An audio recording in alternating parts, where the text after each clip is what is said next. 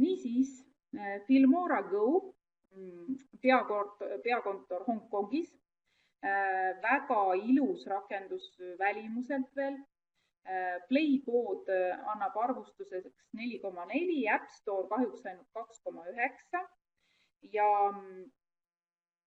nüüd tema puhul on siis ka see, et on olemas palju malle ja tema nüüd lisab filmi lõppu selle Filmora Go logo.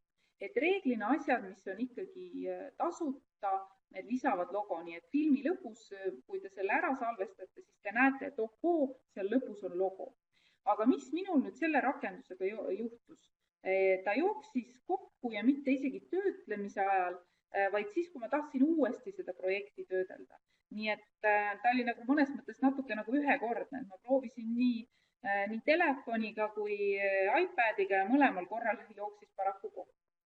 Aga siin on siis jälle selle rakenduse puhul on niimoodi, et ka nutiseadmel te peate siis oma nutiseadme võtma sellised horisontaalselt kätte töödelda ja on siis näha, et esimene siis see plussmärk, siin te hakkate looma oma uut videot ja siin on siis teie salvestatud projektid. Aga nagu mina ütlesin, siis minul need salvestatud projektid paraku enam käima ei läinud, et rakendus sulges ennast ise. Ja kuidas ta siis välja näeb? Et tegelikult siis esimene, kui siin on nüüd näha, kuidas ma hakkan neid asju valima. Et kui ma siis hakkan oma videot kokku panema, siis ta näitab mul siin üleval ära juba kõik, mis asjad on olemas. Et ta näitab mul siis ära videod, mida ma olen filminud. Nii ma võtan siit endale ette ka selle ja mis on veel huvitav, et ta näitab mul siin ka nende videopikkused ära, et mis seal siis parasjagu on. Siis, kui ma nüüd edasi klõpsaks siia fotode peale, siis ta näitab kõik fotod ära, mis mul on olemas, mida ma saan siis kasutada.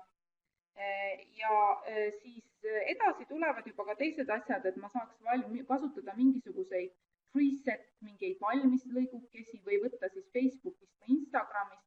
Nii et see on siis see koht, kus ma valin. Ma klõpsan selle asja peal ja mis siis juhtub, siis siin kõrval te näete, et muud on see arv, et praegusel hetkel ma olen siis välja valinud 3 meediaelementi. Nii et see valimise aken on siis selline. Nii, ja kui ma olen siis välja valinud, siis iga kord ta võimaldab mul veel seda vaadata, kuidas ta mul välja näeb ja võib-olla mängima panna. Siis kui need klipid on mul siis olemas, siis töötlemise aken näeb välja selline. Klipid siin all on niimoodi ilusasti selliste ringide sees. Siit nupust vajutades saan ma siis selle video ilusti mängima panna. Ja võt see new, siis see tähendab, et kui ma hakkaksin uut filmi tegema, et sellisel juhul ma peaksin siis klõpsama sinna. Aga selles mõttes, et siis ta nagu ei salvesta neid asju. Ja siis siin paremal pool on siis terve hulk tööriistu, mida me vaatame, mida siin siis teha on võimalik. Nii, esimene asi, et kui ma siis valin selle, ma olen korra tagasi, valin siit selle kääride märgi, see on ka selline siis nagu videotöötlusmärk, siis mul tulevad siin kohe nüüd hoopis nagu rohkem asju. Teistel oli kogu aeg see trimmimise asi, aga nüüd siin on ka näiteks split.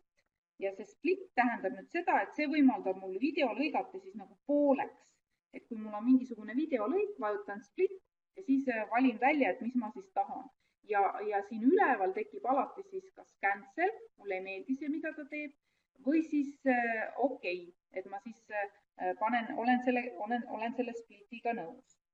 Ja siis on võimalik mul see video panna ka tagurpidi käima. See reverse tähendab seda jälle dubleerida, et aeg-ajalt pannakse siis, kasutatakse seda dubleerimise varianti, et veel mõnda asja pikendada ja kustutada.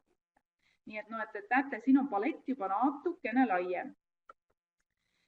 Siis edasi, kui ma nüüd olen siis kõik need oma asjad ära teinud, siis ma saan minna backiga tagasi ja valida siis juba erinevaid variante, mis mind siis huvitab.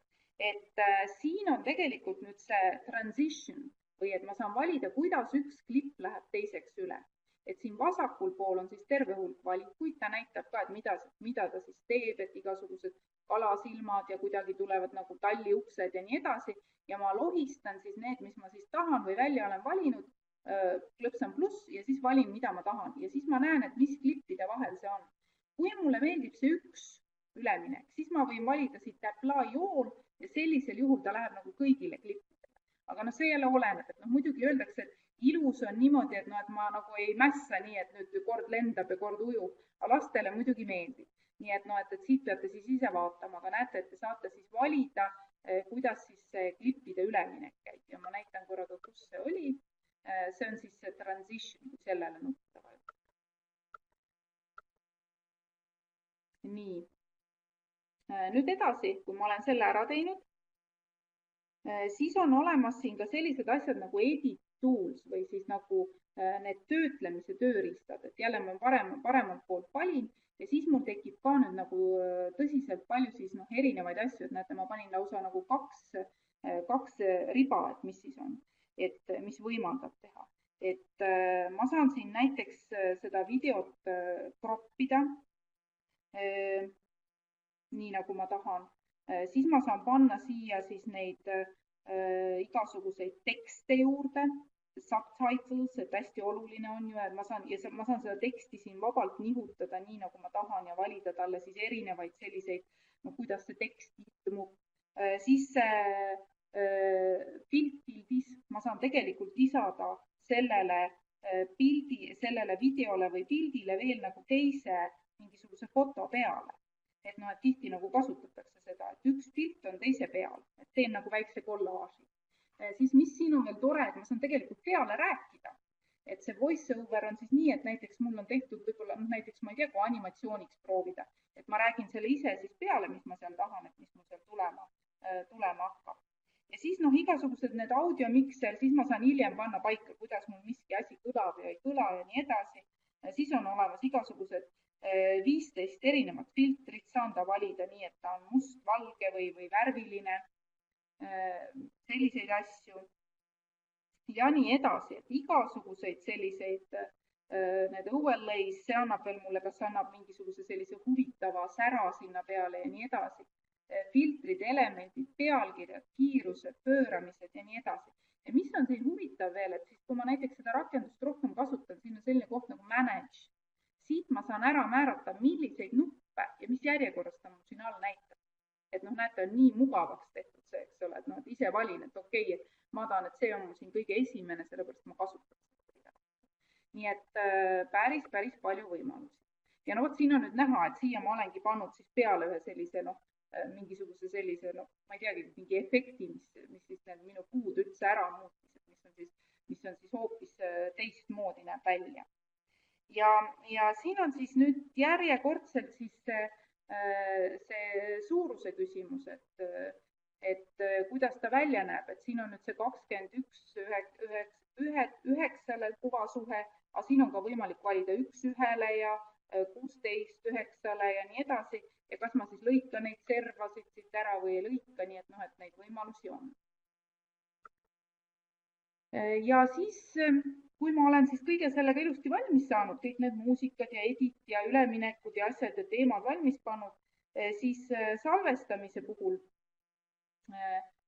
on siis jällegi niimoodi, et need võimalused on, näete, kohe siin pakub sotsiaalmeediat mulle, et kas kohe Instagrami, aga jällegi mul on võimalik tegelikult siis salvestada ta oma nende failidega. Nii, see oli siis Filmora Go.